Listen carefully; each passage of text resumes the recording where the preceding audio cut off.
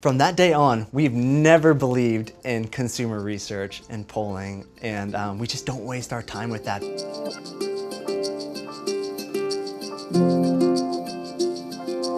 When my wife Katie and I were about to launch Epic, we thought it'd be a really good idea to conduct some consumer research. And so we had tons of people over to our house, and I had cooked like 10 different versions of Epic bars. We had about 15 different versions of packaging, and we handed out pieces of paper where people could provide us with feedback on which flavors were the best to move forward with and which packaging was the most stunning. This was more people than had ever probably come to any event we've ever hosted. We were really excited, super stoked.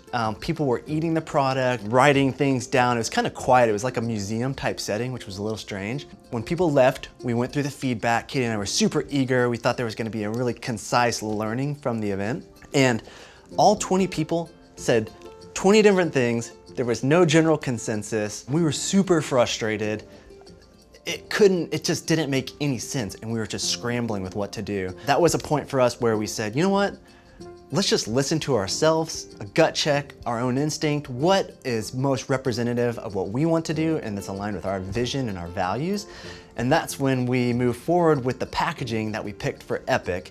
And it was totally counter to what any consumer research would have told you to do. At the time, if you wanted to put an animal on your package, you were recommended to do like a cartoony, cutesy animal, but that didn't read well with us. We put an anatomical picture of the animal on the front of the package.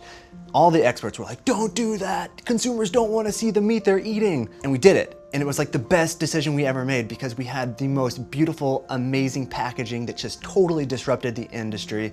It jumped off shelf. That was the first time that Katie and I really listened to our gut. And we learned that consumers are more comfortable voting for things that they recognize and that are easy to digest. And that's not where we wanted to be. We always want to be disruptive, on the forefront, category creating. Trust your gut, follow your instinct, pick things that resonate with you and your own belief, and that's a representation of you and your lifestyle. I'd also say that there is no clear one-size-fits-all strategy and path to designing a package or creating a brand.